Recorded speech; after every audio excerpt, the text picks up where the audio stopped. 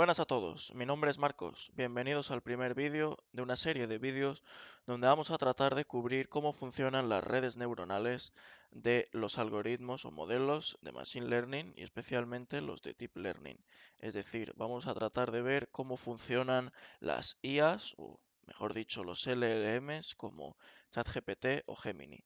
Vamos a dar unas ideas sencillas pero siempre con los fundamentos matemáticos para tener claro en todo momento lo que estamos haciendo. En este primer vídeo vamos a hablar sobre el descenso de gradiente y lo vamos a cubrir con todo lujo de detalle. Es decir, vamos a explicar qué es el descenso de gradiente, qué significa eso de que el descenso de gradiente se mueve en la dirección que minimiza el error. Vamos a ver de dónde surge esa fórmula, de dónde sale el gradiente, y luego vamos a justificar y vamos a ver la demostración de por qué el descenso de gradiente es un algoritmo que en efecto mejora los errores en cada iteración, hasta eventualmente llegar a un óptimo. Vamos allá con eso de el error. ¿Qué es eso de que el descenso de gradiente mejora el error? Bueno, el objetivo de los modelos de Deep Learning es el de predecir una cantidad. Por ejemplo, supongamos que queremos predecir el precio de una casa. Para predecir algo, tenemos que basarnos en una magnitud, o en varias magnitudes, o en varias variables. En este caso, siempre uso el mismo ejemplo, y es los metros cuadrados de una casa para predecir su precio. Los metros cuadrados serían las X, que en este caso en el lenguaje de Machine Learning pues serían los inputs, en este caso solo es uno, y el precio de la casa sería la variable Y, que es el target. Dependiendo de los metros cuadrados, pues una casa tiene un valor u otro. Bien, si pusiésemos suficientemente puntos, pues tendríamos una nube de puntos. Cada uno de esos valores en blanco, esos puntitos en blanco, son los valores reales, es decir, es el precio de cada casa. Yo, para entrenar mi modelo, necesito valores reales y luego una predicción con mi modelo y ver cuánto se ha ido mi modelo con respecto al valor real. Esa predicción se hace en función de una fórmula matemática. En el caso más sencillo, como el que nos ocupa para ilustrar este ejemplo, tendríamos una recta. Si yo dibujo una recta y digo que los valores de la recta son los valores predichos, pues voy a cometer evidentemente siempre un pequeño error, o grande, dependiendo de cómo de bueno o malo sea el error. ¿Cuál va a ser el error de nuestro modelo, de nuestras predicciones? Pues va a ser la distancia de esos puntos a la recta, es decir, del valor real al valor predicho. Entonces, de entre todas las rectas que yo puedo dibujar, hay una que tendrá un error mínimo. ¿Cuál es ese error? Bueno, hemos dicho que es la distancia, pero no vamos a tomar la suma de las distancias y promediarlas. Matemáticamente se utiliza lo que se llama el error cuadrático medio, en inglés MSE, Mean Squared Error. Esta será nuestra primera función de pérdida, que es la función del error o función de coste. El MSE, el error cuadrático medio, tiene esta forma. Es la suma promediada, n es el número de valores, el número de casas que tenemos. Vamos a usar esta notación. I sub i es el valor real. E I sub i con ese sombrerito, con ese gorrito, es el valor predicho. Perdón, me falta el cuadrado, de ahí el squared. Valor predicho. Esta es nuestra función del error. Si nosotros conseguimos hacer que esa función del error sea lo más pequeña posible, entonces nuestras predicciones serán buenas. Ahora, ¿cómo variamos esa función del error en función de parámetros que nos hagan variar la recta? Porque nosotros al final lo que vamos a hacer es variar la recta, no la función del error. Entonces, si yo consigo que esta función del error me dependa de parámetros que influyen en la recta, pues voy a poder influir a través del error en la recta. Una recta, como todos sabemos, se basa en dos parámetros. M, que es la pendiente, en inglés es slope, y en el lenguaje de Machine Learning se le llama el peso. Peso, y como todo siempre es en inglés, es weight. La pendiente lo que controla es la inclinación de esa recta. Y la inclinación no es más que el ángulo que forma con respecto, por ejemplo, a la horizontal. Y B es la ordenada en el origen y en Machine Learning se le llama sesgo y en inglés bias. Entonces, si yo consigo encontrar unos parámetros óptimos de M y de B, controlaré cómo está de inclinada esta recta y el sesgo, que no lo he dicho, influye en... esto es bastante informal, pero bueno, cómo de arriba o abajo está esa recta. Esto la sube o la baja. Cuando el sesgo es más grande, pues la recta está más hacia arriba y cuando el sesgo es más bajo o negativo está hacia abajo. Bien, pues entonces, teniendo eso en cuenta, ¿cómo podemos encontrar los parámetros óptimos que minimicen el error? Pues ahí es donde entra el descenso de gradiente.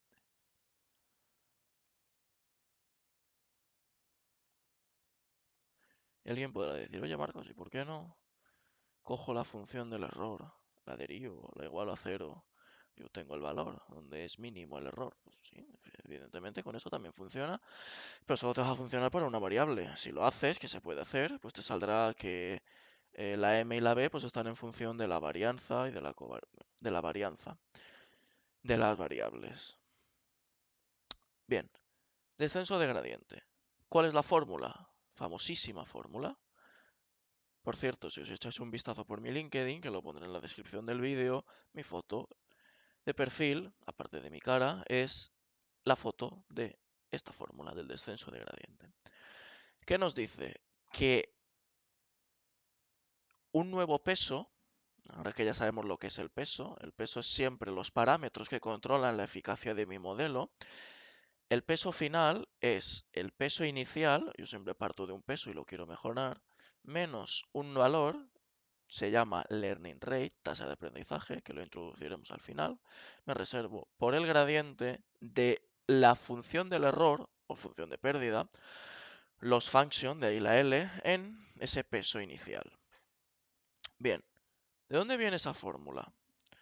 Porque claro, uno no se despertó una mañana y dijo, descenso de gradiente. Ah, pues seguro que si tomo como siguiente peso este, me da menor. Pues no. Ojalá la gente se levantase por la mañana y tuviese las fórmulas buenas para resolver problemas, pero no es así. Entonces, ¿de dónde surge esta fórmula? Vamos a ver. ¿Qué es lo que yo quiero en todo momento? Yo quiero conseguir un error lo más pequeño posible, porque he dicho que con un error pequeñito conseguiré que mis parámetros que optimizan el modelo sean mejores. Y mis predicciones, por ende, también lo sean. Bien, pues voy a coger mi error. Mi error evaluado en este nuevo punto, en el peso final. ¿Qué voy a hacer? Lo voy a aproximar con un polinomio de Taylor.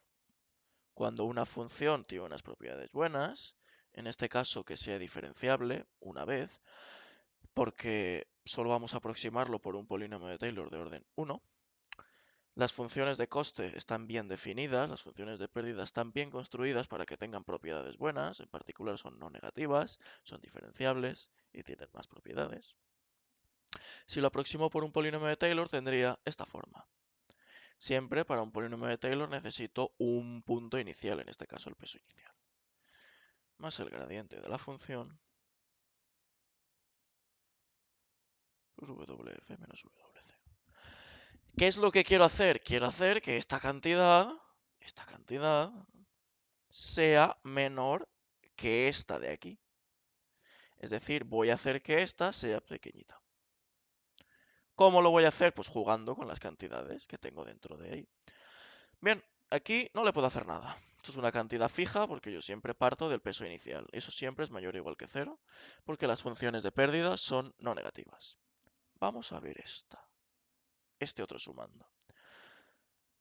Con vuestro permiso, a WF menos W0 lo voy a llamar incremento de W. Esta letra, que los físicos conocerán muy bien, y los que vengan de un background técnico también. Esa letra que se llama, bueno, que es delta mayúscula, delta griega mayúscula, se llama incremento y viene a nombrar la diferencia entre dos magnitudes, una en un estado final y otra en un estado inicial. En este caso tenemos los pesos. Bien, entonces yo lo que he conseguido es reescribir esta aproximación de este punto a través del polinomio de Taylor de orden 1 con esto. Bien, lo que aquí tengo es un producto escalar de dos vectores. Por un lado gradiente y por otro lado el incremento de su W. Entonces, sabemos que el producto de dos vectores, producto escalar de dos vectores es el módulo de uno, o norma, por el módulo de otro, por el coseno del ángulo que forman. Tecta es el ángulo que forman el gradiente y el incremento de los pesos. Esta es la dirección del peso óptimo. Genial. Como hemos dicho, tenemos que jugar con estas cantidades. Esta no le podía hacer nada. Esta es positiva, porque la norma de algo siempre es positiva, y esta es positiva. Si yo quiero que todo esto sea lo más pequeño posible, y esto es positivo, lo que he de hacer es conseguir que esto de aquí sea lo más grande posible y negativo. Grande en valor absoluto. Grande en valor absoluto. Aquí lo quiero que sea negativo y grande en valor absoluto. Porque una cantidad negativa, cuanto más grande es, más pequeña es. No es lo mismo deber 10 euros que deber 40.000. Bien, como hemos dicho, la norma no puede hacer nada, siempre son positivas, no puedo jugar con ellas. Pero el coseno detecta sí. El coseno detecta y de cualquier ángulo. Está acotado entre -1 y 1. Como quiero quedarme con el número que lo haga negativo y lo más grande posible, necesariamente coseno detecta de ser -1. Porque si yo cojo un número, una cantidad, y la multiplico por un número que está entre -1 y 1, sin incluir los dos, ese número siempre va a ser más pequeño. 10 por un medio es 5, 9 por un tercio es 3, entonces me he de quedar con coseno de tecta igual a -1. Ahora bien, si el coseno de tecta es -1, significa que tecta es pi, pi radianes. Para quien no esté familiarizado con los radianes, esos son 180 grados. Es decir, importante, aquí es donde sale todo. La dirección óptima de los pesos que minimiza el error es la opuesta a la del gradiente. ¿Eso cómo se escribe? La dirección que minimiza el error es la opuesta a la del gradiente. Si reescribo incremento de W como WF menos W0,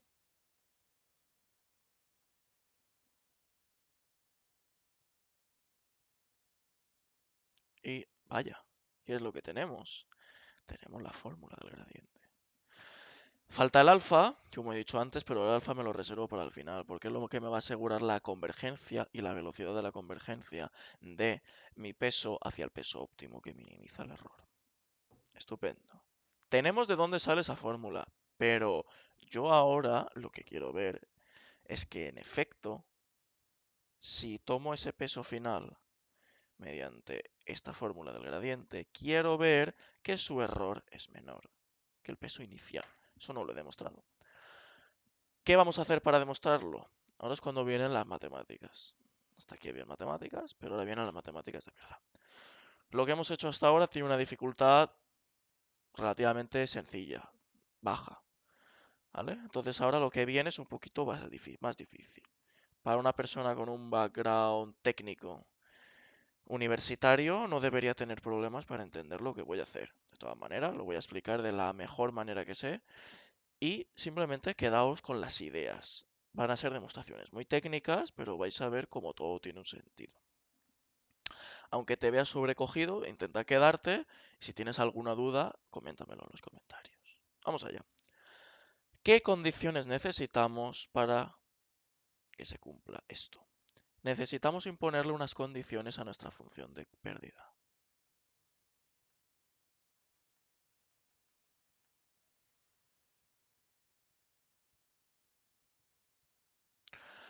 Vale, a partir de ahora vamos a trabajar con la siguiente función de pérdida, que no vamos a utilizar en nada, pero en próximos vídeos sí. L, antes habíamos visto el error cuadrático medio. El error cuadrático medio es la función de pérdida, el error, en modelos de Machine Learning de regresión. Esos son los modelos que se encargan de predecir valores numéricos, una cantidad, metros cuadrados, perdón, precio de una casa, edad de una persona, altura, riesgo cardiovascular, etcétera. Y por otro lado tenemos los problemas de clasificación, que son problemas en los que se predice si un determinado output pertenece a una clase u otra. Pues, por ejemplo, si una foto es un coche, una moto, una bici o un camión. Si una persona es un hombre o una mujer.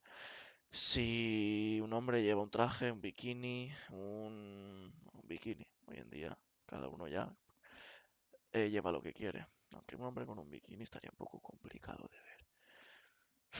Vale, entonces tenemos dos tipos de problemas, los de regresión y los de clasificación. Cada uno tiene sus funciones de pérdida, pero vamos a utilizar esta función de pérdida por la que es la que generalmente se utiliza en los LLM, que no sé si introduciré una serie de vídeos para presentarlo. Los LLM son lenguajes de modelo masivos, en inglés Large Language Model. Entre ellos, pues son los que todos conocemos: ChatGPT, Gemini, Claude, DeepSeek, etc. Su arquitectura no tiene nada que ver con lo que yo estoy diciendo. En el fondo utilizan esto, pero utilizan una arquitectura más sofisticada. Porque claro, aquí uno dirá, oye, pero ChatGPT, yo en ningún momento le estoy metiendo números. Yo le estoy metiendo una frase, sí. Pero ChatGPT no sabe leer, ni Gemini. Lo que utilizan es una estructura que se llama embedding, que es una vectorización de la palabra o de la oración que se está sustituyendo. No me quiero meter mucho en detalle, pero bueno, lo que consiste es construir esa oración, transformarla en un vector, luego se aplican otras técnicas como transformes, etcétera. Bien, pero lo que subyace es esto que vamos a ver. ¿Mm? Cómo aprende la red, cómo aprende los modelos, es mediante el descenso del gradiente, porque les permite optimizar y minimizar su error. Después de todo este rollo, que no sé ni a qué ha venido, vamos con la función de pérdida que vamos a usar, la categorical cross entropy. Entropy. No sé si entropy lleva una H por ahí. Si la lleva, pues no la he puesto y soy muy tonto, pero bueno, no pasa nada. Eh, ¿Cuál es esta función de pérdida? Es menos la suma de los valores reales por el logaritmo de los valores predichos. ¿Vale? El logaritmo siempre, logaritmo neperiano, siempre. Bien. Ahora, ¿cuáles son los valores predichos? ¿Cómo los predigo? Yo antes los valores los he predicho con una recta. Bueno, aquí no es tan sencillo. Aquí utilizamos la función, utilizamos la función softmax.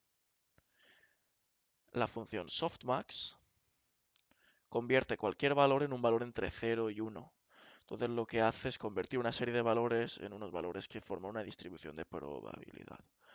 Muy interesante. ¿Qué es lo que hace softmax? Coge un valor que le vamos a llamar z sub i, le aplica la exponencial, porque la exponencial, como decía un profesor mío, es la mejor función, y lo divide por la suma de todos los valores. Vale, no me voy a meter aquí en detalle, porque luego veremos un vídeo en la retropropagación y calcularemos de manera detallada un ejemplo y derivaremos. Pero bueno, ¿por qué estoy introduciendo esto? Porque si aplicáis esta función de pérdida con esta función de activación en la última capa, luego podréis probar lo que yo digo, ¿vale? Y utilizad como función de activación entre capas la ReLU. La ReLU de un cierto valor X, aunque tenga un nombre un poco esotérico, no es más que el máximo entre 0 y X. Nada más. Estupendo. Entonces, ¿qué necesita cumplir esta L? Que no lo voy a demostrar. L tiene que ser Lipschitz. ¿Qué significa Lipschitz? Eso significa que, dados x y pertenecientes al dominio de la función, existe un valor k, un número real, tal que la diferencia en norma de las imágenes de esos valores es menor o igual que esa constante por la diferencia en norma de los valores. Para el que haya trabajado con funciones uniformemente continuas, pues esto les sonará o verá una semejanza, porque la continuidad uniforme es una condición más fuerte que Lipschitz, porque sustituye esta k por 1. Bien, entonces no voy a demostrar esto, que esta L cumple la condición de Lipschitz, pero la idea es que, lo veremos, esta función, al derivarla, pues se queda de manera muy bonita, y lo que tenemos que probar es que el hessiano de esa función L está acotado. El hessiano es la matriz formada por las parciales segundas, pero como esta función es tan buena, tiene una forma que se puede reescribir y entonces puedo ver que los valores propios de esa matriz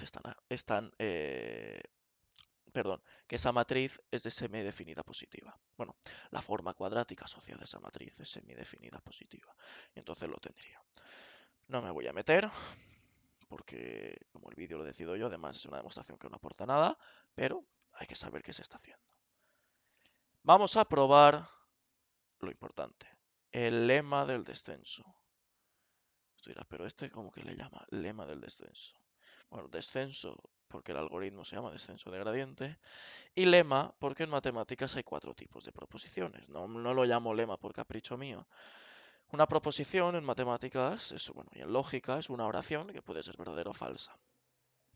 Dependiendo de la relevancia o magnitud de esa proposición, existen 4 tipos. Teoremas, que tienen una relevancia, una importancia pues, notable. Luego las proposiciones, con una relevancia media. Luego tenemos los lemas, como es este caso, que son proposiciones auxiliares que se utilizan para demostrar resultados mayores. Y por último los corolarios, que son proposiciones que se deducen a partir de resultados mayores, es decir, a partir de proposiciones o de teoremas. Bien, justificado el nombre, vamos allá. ¿Qué nos dice? Que si f es Lipschitz,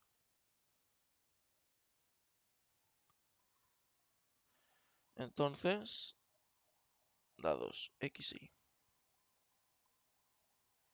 en el dominio de L, existe un K tal que L de I menor o igual que esta cantidad.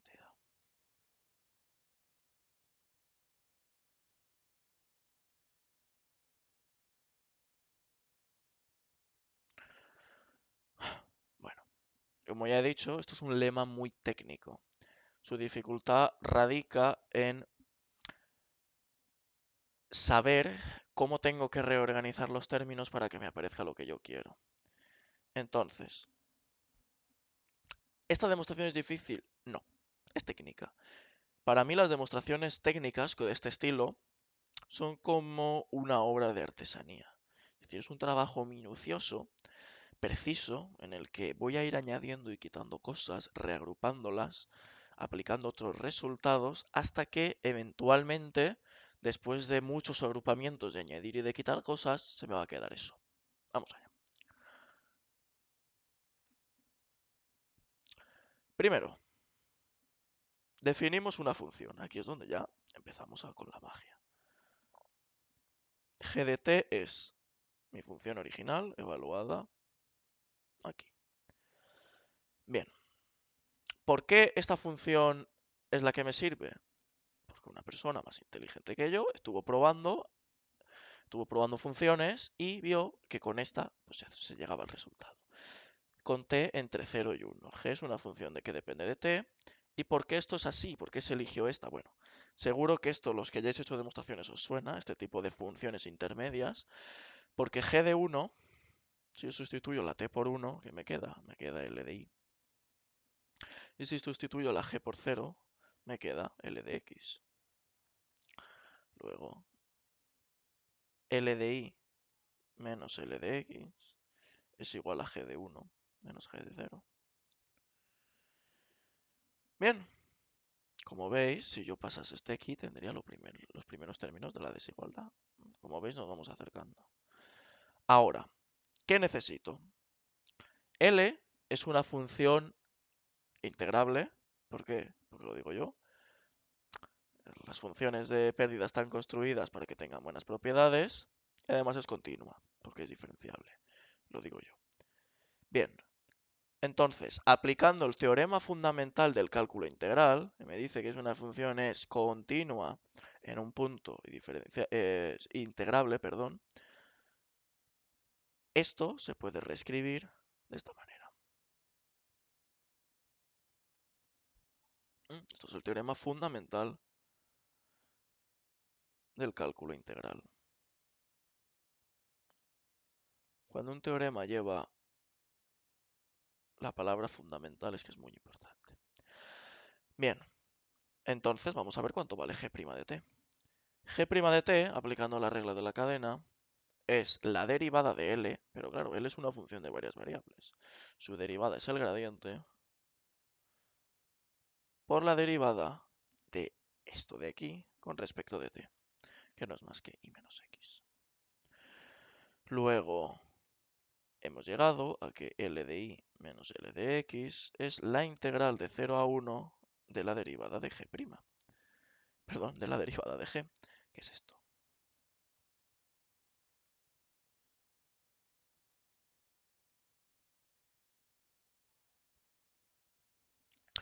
Bien, ¿qué hago ahora? Voy a restar a ambos miembros de la igualdad esta cantidad. ¿Por qué, Marcos? Porque sí. Porque funciona. Y no hay otra explicación. L de y menos L de x menos esta cantidad. Como veis, esto contradice aquello de que en ciencia todo se tiene que demostrar. Y no nos queremos nada. Pues bueno, yo sí que me lo creo. Esto.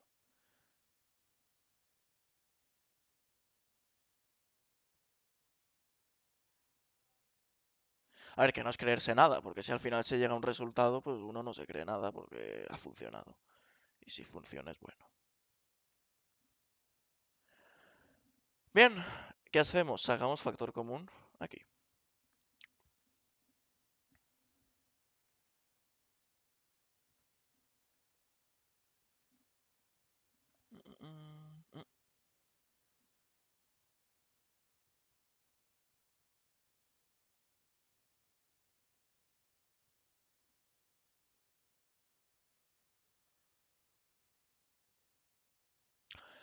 Estupendo.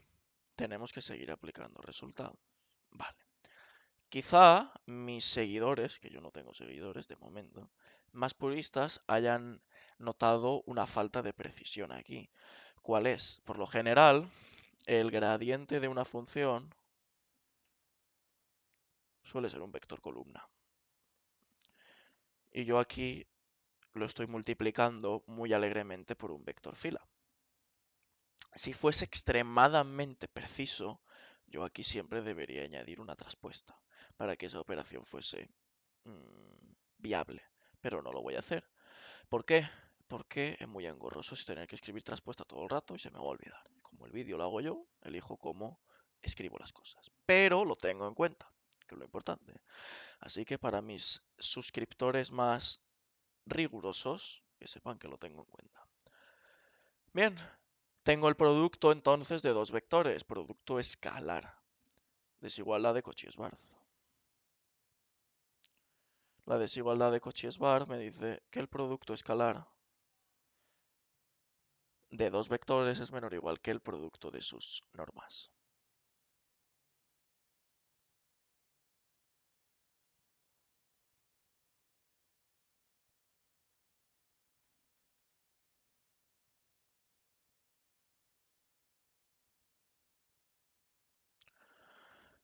Bien, ¿y ahora qué le aplico? Le aplico la condición de Lipschitz, pero a la función gradiente de L, no a la función L, que suponemos que es diferenciable. ¿Por qué? Porque sí. Bien, esto es menor o igual que la integral de 0 a 1 de k por los argumentos de las funciones. He aquí el por qué se ha cogido esto que parecía tan artificial, porque yo he empezado definiendo esa función g con un argumento un poco extraño, pero ahora todo tiene sentido. Este con este se va, la k sale fuera.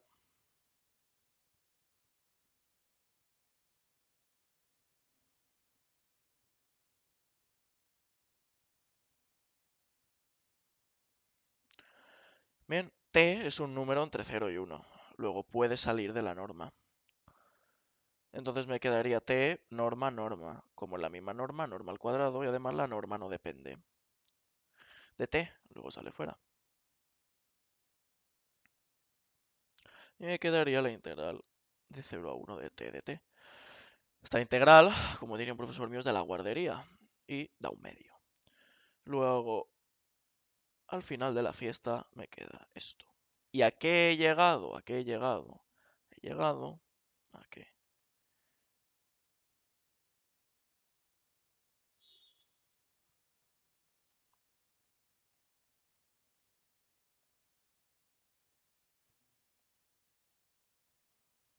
Que es justo lo que quería probar, ¿no? Si yo paso los dos términos a la derecha, lo tendría. Si paso este aquí, lo tendría.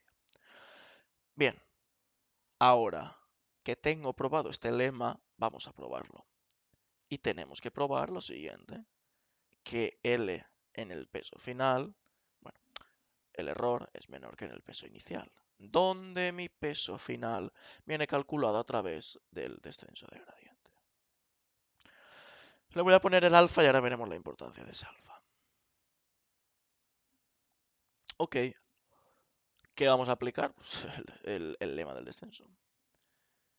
L de WF es menor o igual, por el lema del descenso, a L de W0 más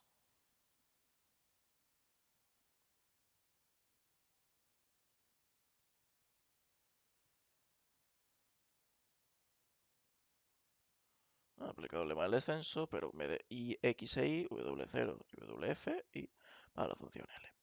¿Qué hago? Sustituyo WF por el gradiente, el descenso de gradiente. En la parte derecha, claro. Ahora conmigo de cabeza. W0 menos W0, 0. Y me quedaría menos alfa gradiente L W0. De igual manera aquí. Perdón, esto es al cuadrado.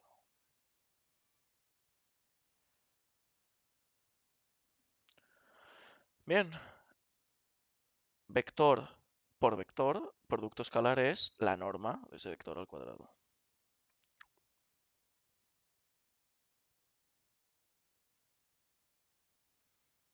Estoy dejando al cuadrado. Alfa es un número positivo, sale fuera de la norma y al cuadrado.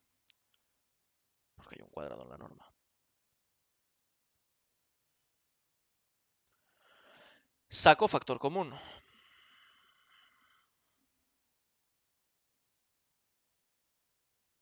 ¿Cuál? Alfa, norma, al cuadrado. Por. Me dejo el k medios, no sé por qué. Alfa k medios menos 1. Bien. ¿Qué es lo que quiero ahora? Ahora es cuando tengo que jugar con el alfa. Tengo que jugar con este alfa.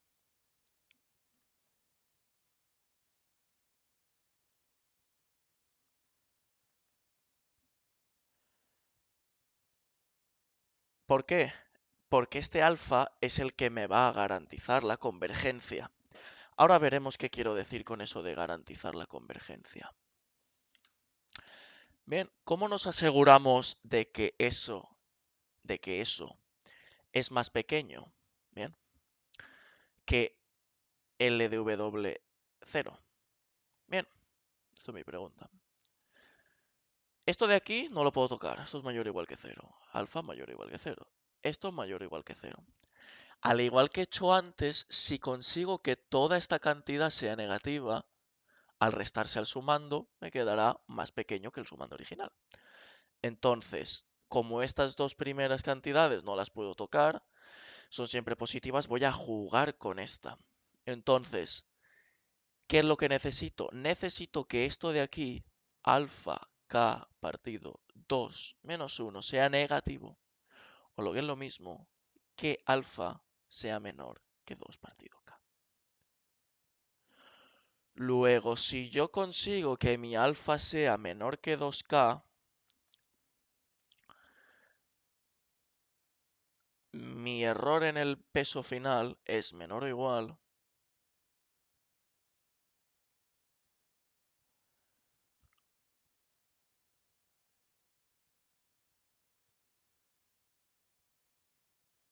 que esta cantidad.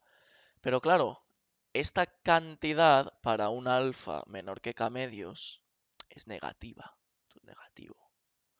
Si yo a algo positivo le resto algo negativo, es menor o igual que ese algo positivo. Y lo tenemos. Bien, como veis ha sido algo muy técnico, un poco complejo, donde tenemos que ir jugando con las cantidades. Entonces ese alfa vamos a ilustrar de manera geométrica qué significa. Bien, imaginemos que tengo la situación idílica, que nunca ocurre, y es que mi función de pérdida tiene la siguiente forma. Imaginemos que yo parto de un peso inicial, W0. Si yo aplico el descenso de gradiente, yo sé que en la siguiente iteración, es decir, en el siguiente peso, su error será menor. Es decir, estoy disminuyendo, estoy bajando. ¿Mi objetivo cuál es? Mi objetivo es llegar al error mínimo, que por el dibujo es este de aquí. Si yo voy aplicando el descenso de gradiente, voy consiguiendo puntos buenos. Pero claro, yo lo que quiero es ir acercándome aquí. Ahí. Es acercándome a este WF. Pero eso de acercarse en matemáticas está un poco por definir. ¿Qué significa acercarse? Pues bueno, yo me puedo acercar, pero a lo mejor puedo tardar 4 millones de pasos. O cada vez que doy un pasito es tan grande que me paso. Por ejemplo, si yo mi siguiente paso al aplicar el descenso de gradiente está aquí, pues sí, habré mejorado el error, pero muy poco. Y el siguiente aquí, y el siguiente aquí, y cada vez los pasos son más pequeños. Es que nunca llego al final. Entonces, ¿qué es lo que hago? Pues darle un pequeño empujoncito. Y ese pequeño empujoncito es el alfa. Ese alfa multiplicando, ese, bueno, voy a ponerlo aquí, ese alfa del descenso de gradiente es lo que me permite decirle, oye, ve un poco más rápido, converge más rápido. Entonces, si le damos un pequeño empujoncito, va a converger más rápido. Y de igual manera, si los pasos que yo doy son muy grandes, imaginaos que tenemos un W0 y luego un W1 y en el W2 me he pasado, y en el W3 me vuelvo aquí atrás, en el W4, ¿qué es lo que hacemos? Pues le metemos otro alfa, pero en este caso un alfa pequeñito, para que converja. Entonces ahí la gracia de ese alfa. Bien, por supuesto, este no es el algoritmo que se utiliza en los modelos más complejos. ¿Por qué? Porque puede ser, como ocurre en la realidad, que la función de coste tenga esta forma.